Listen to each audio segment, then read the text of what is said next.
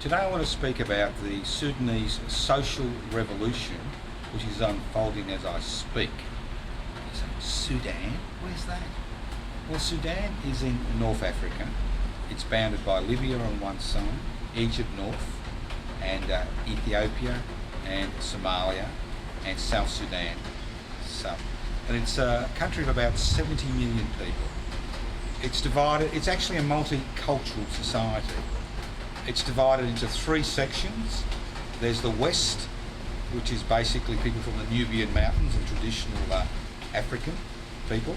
There's the people in the centre, which is mainly Arabic. And there's the people in the eastern Sudan who speak a different language. They don't speak Arabic. The people in the centre speak Arabic. The people in the west speak their traditional languages. And the people in the east speak another language which is very close to Ethiopian and Eritrea region, Somaliland. So why is it important? Well, in 1918, they achieved their independence from Britain in, I think, about 1956, and they had a succession of democratically elected governments till 1989, when a coalition of the Sudanese Muslim Brotherhood and the Sudanese military under al-Bashir took over the country. That was 30 years ago in 1989, and introduced strict Sharia law into the country, made Arabic the only language which was taught in the schools, and placed an iron fist on the country. Now, they've been involved in two quite nasty internal wars. One was the continuing conflict in South Sudan, which resulted in the death of tens of thousands, hundreds of thousands of people. And the South Sudan gained independence a number of years ago. And we all remember the horrific pictures that came out of Darfur in Western Sudan, the traditional areas, 10 years ago, when the Janjaweed, which were basically, it's a word which means devils on horseback, which are armed militia on horseback, were slaughtering villages in their thousands. Now, the people of Sudan have basically chugged along quite well because of the wealth which came from the oil fields in South Sudan, but with the independence of South Sudan, they lost a lot of revenue. And what actually happened is the military dictatorship strengthened their grip on the people. And because of the lack of oil revenue and the endemic corruption in the military in South Sudan, and Sudan, what occurred is that about 3 months ago, about 4 months ago, there was a series of riots, food riots, because food prices escalated, and people rioted in Khartoum and other parts of Sudan. And their slogan was very simple. They wanted to get rid of the dictator who'd been there for over 30 years, who personally enriched himself, who had billions of dollars stashed away of Sudanese money in accounts in London, Zurich, New York. Now, the Sudanese play an exceptionally important part. The Sudanese military play an important part in Middle East politics, because the Sudanese military is aligned to Saudi Arabia and the Arab Emirates, and it provides the foot soldiers for the wars which are occurring in that region, especially the war in Yemen, where half the so-called Saudi Arabian forces fighting the Hutu Sudanese infantry. So Sudan is very important in terms of providing military feet on the ground in struggles in the Middle East, and is basically bankrolled by the Arab Emirates and Saudi Arabia. Now, what happened 5 months ago continued, and what was initially described as food riots became a social movement which spread across the country, the west in Darfur, the Khartoum region, and the east.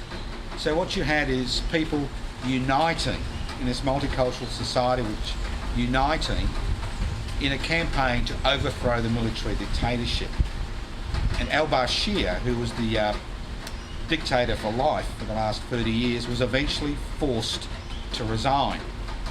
Now, the Sudanese people at that particular point in stage, there'd been a number of lives lost, felt that they had won the revolution.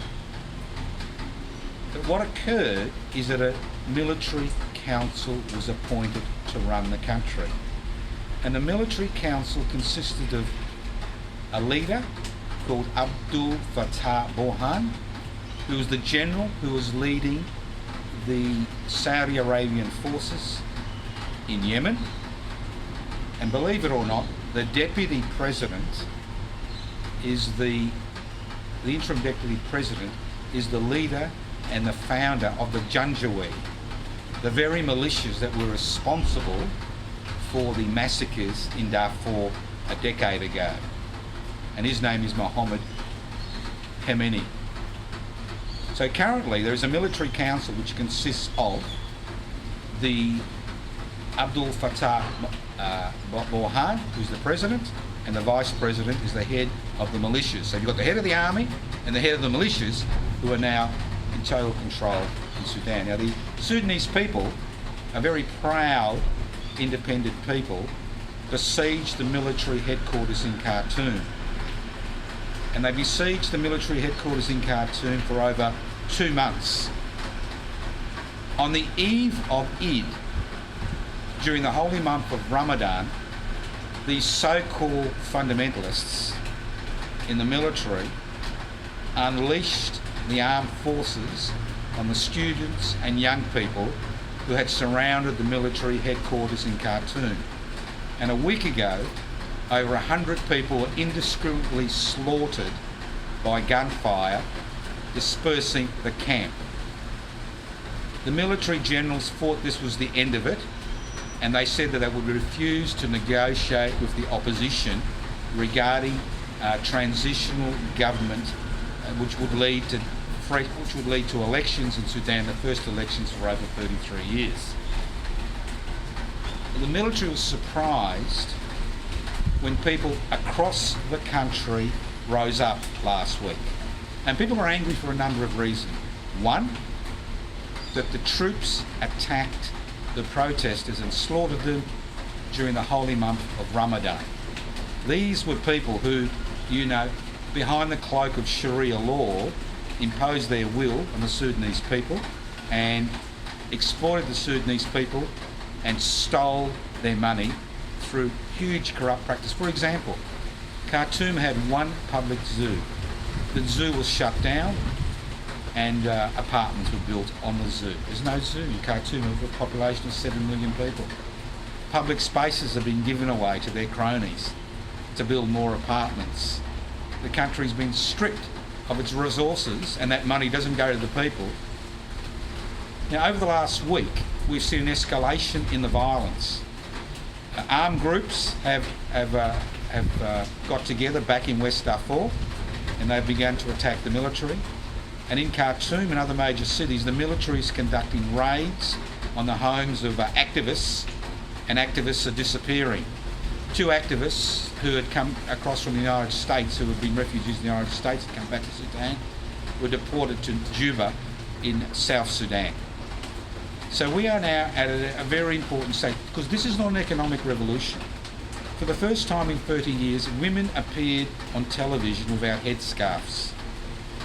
The traditional people in Western Sudan threw away their headdressings and reverted back to their traditional garb. This is a social revolution. And if this social revolution succeeds in Sudan, a social revolution based on liberty and actually based on representative democracy, it poses a huge threat to all the military rulers in the Middle East. It poses a threat to the people in the dictatorship in Egypt, the feudal monarchy in the Arab Emirates in Saudi Arabia. It poses a threat to the dictator in Syria. It poses a threat to the other governments in that region that are based on feudal monarchies or good old-fashioned dictatorships. Now, the tragedy about this social revolution is, one, most people in the West don't understand what's happening, and two, the United States of America has thrown its support behind the military dictatorship. because its main ally outside Israel in the Middle East is Saudi Arabia. And Saudi Arabia needs Sudanese foot soldiers in order to conduct its wars in the Middle East.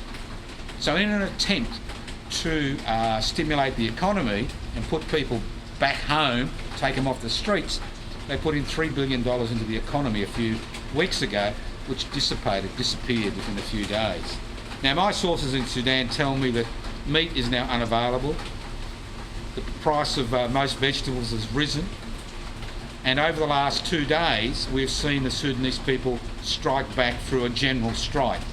Not just a general strike of public servants, not just a general strike of people who are working in factories, but a general strike of the community, a general strike involving taxi drivers, tuk-tuk drivers, small shops, and over the last 48 hours, 90% of the country has been closed down during the general strike. But the problem with the Sudanese social revolution is it has no friends. It has no friends in the West. It has no friends in the European Union. It has no friends in the Middle East, because it is a social revolution. It is a revolution about transformation. It poses a threat to the mullahs in Iran. It poses a threat to the feudal monarchists in Saudi Arabia. It poses a threat to the government in Egypt. And if this revolution succeeds, what we may see is a change, a radical change, not just in Middle Eastern politics, but in African politics. A radical change where we see a non-alignment movement, a people using their bare hands, not armed struggle, using their bodies to actually promote the ideas of individual liberty. Because what really made people angry was not just the deaths, because they're used to people being killed by the military, because there's been uprisings in the past, but the fact that the military dispersed the protesters with gunfire on the eve of Ramadan before the Eid holiday. Because the Eid holiday is a 6-day holiday which occurs in most Muslim countries at the end of the fasting month of Ramadan, and the government was concerned that hundreds of thousands of people would flock to the demonstrators' assistance. So they attacked just before. Quite interestingly, parallel to the Eureka Rebellion in 1854 here in Victoria, where the British military attacked the rebels on Sunday, and the rebels never believed that the military would actually attack them on a holiday like Sunday. So people are angry, people are mobilised, people are fighting, but they do need support. Just talking to your friends about it, going on social media. There's an active social media sites regarding the Sudanese social revolution, getting involved in the discussion. There are many Sudanese people, not just South Sudanese, who live in Australia. Talk to them. They've got relatives and friends in Sudan. Keep your eye on this part of the world. It could actually open up a new chapter in the history of not just economic equality, but the history of individual liberty.